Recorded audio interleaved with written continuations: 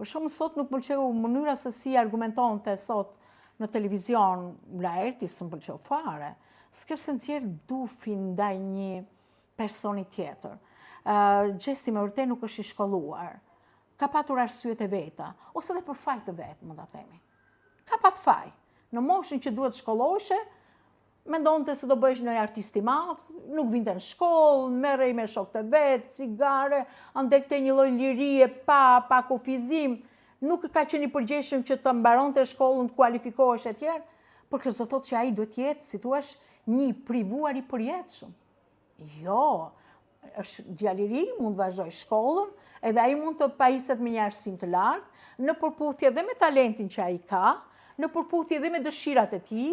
Tani, domethënë, e mendon që ka mundësira dhe më shumë, sepse të fitosh një Big Brother me një sasi të tillë lekësh, 100.000 euro, është një shans i madh që ai mund t'i hedhi ato si thua të investoj në mënyrë që t'i japi vetes më shumë mundësi për karrierën e vet, për shkollimin e vet etj. Dhe një ditë dhe ai do ta ketë arsimin lart. Ose mund të mos e ketë, por ama gjithë përvoja e jetës së tij, gjithë karriera e jetës së tij, gjithë bashkëpunimi dhe edhe leximi i lirë i tij e çdo lloj literature që do t'i interesojë në punën e vet, në projektet e veta, do ta bëjë një njerëz që do të ketë, si thua, kulturën e dur në komunikimin me të tjerët, nëse s'ka një diplomë të madhe, do ta ketë atë diplomën më të vogël, por do të ketë suksesin më të madh, se duket që është një njerëz suksesshëm, një showman. Uroj që të jetë një këngëtar shumë i mirë, pa uroj që atë shpirtëgjërsinë e vet ta ruaj, sepse ajo e bëri që të dalloj pak edhe nga të tjerët. Cilat janë motivet që Laerti mund ta ketë bërë atë deklaratë?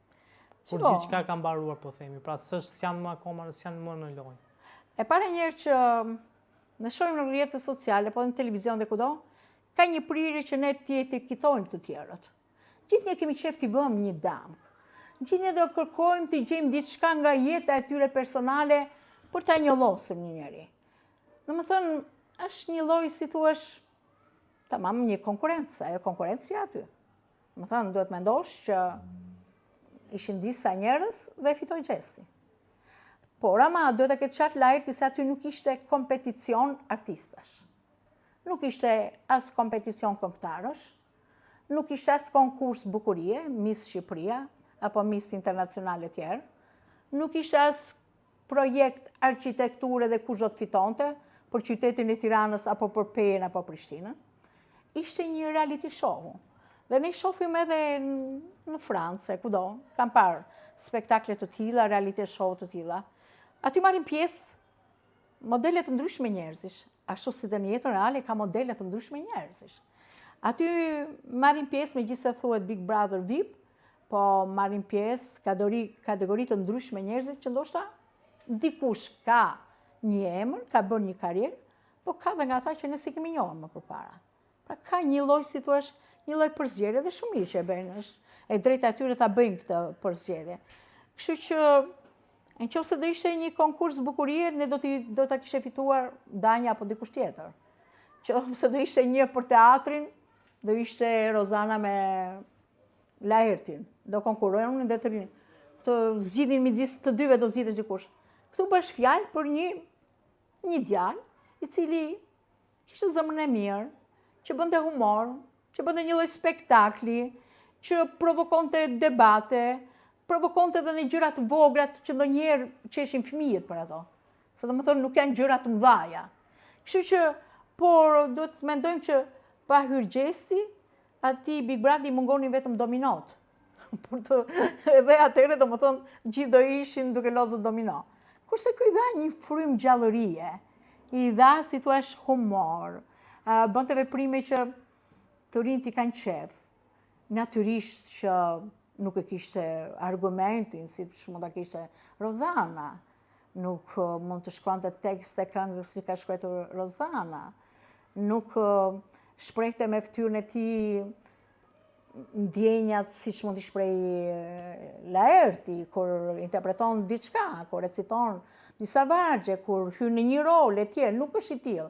Por ky Big Brother është me votë popullore, që do thotë që njerëzit votojnë atë që pëlqejnë.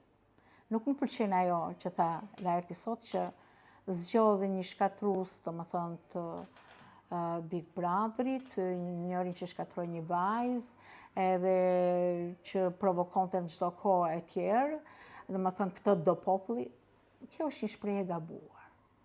Jo, populli di të dallojë se kush është politikan i devotshëm, di se kush është shtetar i devotshëm, cilët janë intelektualët me vlerë që ka Shqipëria, cilët janë aktorët, artistët e mëdhenj shqiptar. Ne dim kush është një intelektual me kontributën në Shqipëri, kush është një intelektuale po prapë, me vlera për shoqërinë. Ne dim cilët janë biznesmenët e fuqishëm, të suksesshëm, ne dim fermerët të cilët janë të suksesshëm, ne dim prindë që kanë sakrifikuar për fëmijët, ne dim shqiptarë, i njohim shumë mirë që kanë shkuar në emigrim dhe kanë bërë emër shumë të madh. Ne kemi emra në kulturën shqiptare, pra populli shqiptar Gjesi në vlerësoj për tjetër gjë, për një reality show. Kurse njerëzit e rëndësishëm të këtij kombi, Shqipëria i ka në krye. Dhe i ka vonë, si thuash, në atë librin e madh të kombit shqiptar, ashtu si dhe vitet që do vinë, do ketë të tjerë emra që ndoshta sot nuk i përmendim shumë, por që historia ja shton emrave të mëdhenj, duke filluar nga Skënderbeu, Ismail Qemali, gjithë artistët e tjerë që sot janë në botë apo në Shqipëri e tjerë. Një nga momentet më delikate gjatë Big Brother ka qenë dhe incidenti që ndodhi mes Jozit dhe Gjestit. Çfarë komenti keni për të veprim të Jozit? Unë atë moment po e ndishja, unë jam shtangur dhe më ka krijuar një gjendje ankthi. Pse? Sepse Shqipëria këto vite vuan nga fakti që shprehet dhuna. Ato dhunë e kanë ndjerë shqiptarët, ata të Kosovës e ndjenë nga genocid, mund të themi, që i bëri Serbi. Pra e kanë përjetuar. Gratë e Kosovës e kanë përjetuar gjatë gjithë kohës derisa Serbi, si thua, ka bërë gjëra nga më të tmerrshme, të cilat i kanë treguar, plus që ka plot gra dhe vajza apo dhe të tjerë të zhdukur, të humbur, që nga u kshinoti, që s'dihet ku i ka eshtrat e tij e tjerë. Në Shqipëri këto 34 vite ndihet akoma ajo fryma e dhunës. Ka krime nga më të ndryshme dhe vrasje. Ka ndodhur dhe në përbot këto, në grupet rivale të cilët kanë luftuar njëri tjetrin. E kanë ndjerë gruaja shqiptare, akte dhune, vrasje. Numërojnë raste flagrante të dhunës ndaj grave dhe vajzave në Shqipëri. Edhe këto pikërisht nga bashkëshortët, ose ndonjëherë ka rastisur vajza nga babai i saj, e tjerë. Familjet janë në konflikt dhe shkaku kryesor i divorceve është pikërisht dhuna që ushtrohet. Dhe që gratë në bashkëjetesë, në martesë nuk e durojnë dot. Edhe Kosova ka rritje të numrit të denoncimeve, njëkohësisht dhe divorceve, pikërisht për shkak të dhunës. Rastet më të fundit kanë treguar që dhuna është shprehur dhe ke adoleshentët. Kështu që kjo është për të shqetësuar dhe të guxosh ta bësh një akt dhune, i cili nuk ishte thjesht një akt dhune, ai që bëri Jozi ndaj Gjestit. Mënyra se si ai e qelloi me tërë forcën e krahut, në prani të gjithë kamerave, në momenti që po dilte nga një spektakël, ishte për ta denigruar, për ta fyer Gjestin, për ta poshtruar, që me demek ti nuk luan dot me mua. Dhe më thonë, unë të bëj dhe këtë gjë, dhe bëj publikisht në sy të gjithë shqiptarëve, jo vetëm Shqipërisë, Kosovës dhe gjithë shqiptarët që kanë digital dhe ndjekin në gjithë botën. Dhe më thonë, ishte një gjë shumë e ullët. Se çfarë do dënohet, a nuk do dënohet e tjerë nuk ka rëndësi.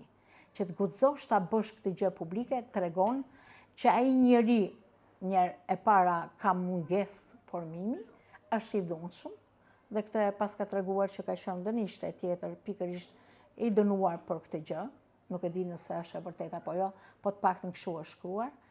Tregon pasaj që inati, hakmarrja, edhe si thua dhuna nuk pyeska as për shikimet e njerëzve, as për një publik që kapte në 2 milion, 3 milion, se kështu të paktën ka qenë shifrat që ndiqet në një moment direkt një reality show si Big Brother, Pra po që ti, do më thënë, guxon dhe poshtron dhe hedh në tokë, se me tërat forca i si shte përgatitur, që të mund edhe të qëndron të pak në këmbë. Kështu që ka qenë një shqetësim jo thjesht për familjen e Xhestit, po për njerëzit që e shikojnë një gjë të tillë, gjithnjë kanë menduar, sidomos prindit, sikur të ishte fëmia e vet aty, dhe dikush guxonte ta bënte këtë gjë. Ai realitet shohu është edhe loj nervash. Ti luaj me ato armë, mos zgjidh armën e gabuar me kundërshtarin tënd. Një njeri që zgjedh dhunën, shpullën, armën për kundërshtarin e vet, ai është i dobët. Ai nuk di, prandaj merr në ndihmë një thik, një shpat, një grusht, një plumb e tjerë. Dhe atje ku gjoja ishin përzgjedhur më të mirë. Kështu që ndoshta duhet reflektuar dhe të shikojnë gjithnjë e kaluar atyre personave që vinë në një realitet të tillë. Unë e quaj shumë të rënda atë gjë që ka ndodhur. Nuk e kam besuar që mund të ndodhte një gjë e tillë. Dhe më e bukur e pasaj, kur njëra nga ato gazetarët e famshme thoshte jemi verior. Ç'është kjo jemi verior? Ç'është kjo? Shqipëria është një. Biles ne kur kemi dhe Kosovën afër nesh, siç ishte në këtë spektakël, është një gjë e mrekullueshme. Ne na intereson se ne shikojmë çfarë ndodh në botë. Sa më të shumë të jemi, sa më të mëdhenj të jemi shqiptarët, sa më unik të jemi, aq më shumë do na njohim për Zot. Nëse s'ke forcë, je i humbur në këtë botë. Kështu që fakti që e morën Xhesin bën shumë mirë, dhe fakti që e fitoi Xhesi akoma dhe më mirë. Unë e quaj një gjë shumë të mirë. Ata që, domethënë, që kanë votuar, e kanë menduar që ja vlente. Jo thjesht për talentin e tij, por dhe që vinte nga Kosova, shumë mirë bën që ja dhanë atij. Vetëm të kishte vënë flamurin në fund. Po ndoshta si ishte faji i tij, se duhet të jenë ata që janë mbrapa skenës, ku doli ai, ata duhet të mendojnë që ka dhe një moment final kur duhet një flamur shqiptar. Pse duhet një flamur shqiptar? E para se jemi shqiptar dhe Xhesi është shqiptar, dhe e dyta se Shqipëria ja dha titullin fitues i Big Brother VIP Albania 4.